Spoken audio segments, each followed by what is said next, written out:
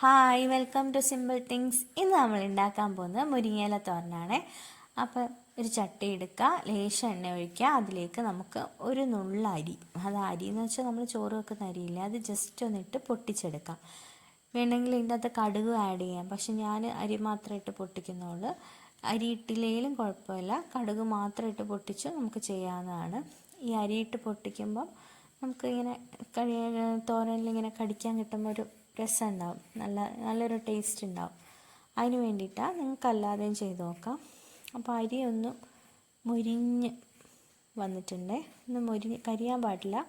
ആ ഒരു സമയമാകുമ്പോഴത്തേക്ക് നമുക്ക് കഴുകി വൃത്തിയാക്കി അരിഞ്ഞ് വെച്ചിരിക്കുന്ന മുരിങ്ങയില ഇതിലിട്ട് കൊടുക്കാം. അപ്പം മുരിങ്ങയില ഇതിൻ്റെ അകത്ത് ഇട്ട് കൊടുത്തിട്ടുണ്ട്.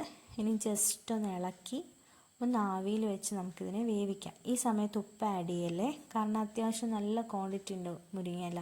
ഇത് ആവിയിലിരുന്ന് വരുമ്പോൾ നല്ലോണം കുറഞ്ഞു വരും.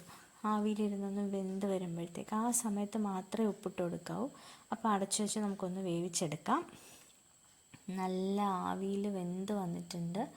ഈ സമയത്ത് നമുക്ക് ഉപ്പ് ആഡ് ചെയ്ത് കൊടുക്കാം. ഉപ്പ് ആവശ്യത്തിന് ആഡ് ചെയ്ത് കൊടുത്താൽ മതി. എല്ലാം ചേർത്ത് കഴിഞ്ഞിട്ട് നമുക്ക് വീണ്ടും ഒന്ന് ടേസ്റ്റ് ചെയ്ത് നോക്കാം ഉപ്പുണ്ടോ ഇല്ലയോ എന്ന്. അപ്പം കുറച്ച് മാത്രമേ ഉപ്പ് ആഡ് ചെയ്ത് കൊടുക്കാവൂ. എന്നിട്ട് നല്ലോണം മിക്സ് ചെയ്യുക, എല്ലായിടത്തും ഉപ്പ് എത്തണം. അപ്പോൾ നല്ലോണം മിക്സ് ചെയ്ത് കൊടുക്കുക. വീണ്ടും കുറച്ച് സമയം വേണമെങ്കിൽ നമുക്ക് ആവിയിൽ വെച്ച് കൊടുക്കാം. അപ്പോൾ ഒന്നും കൂടി ഒന്ന് ആവിയിലിരുന്ന് ജസ്റ്റ് ഒന്ന് വേവട്ടെ.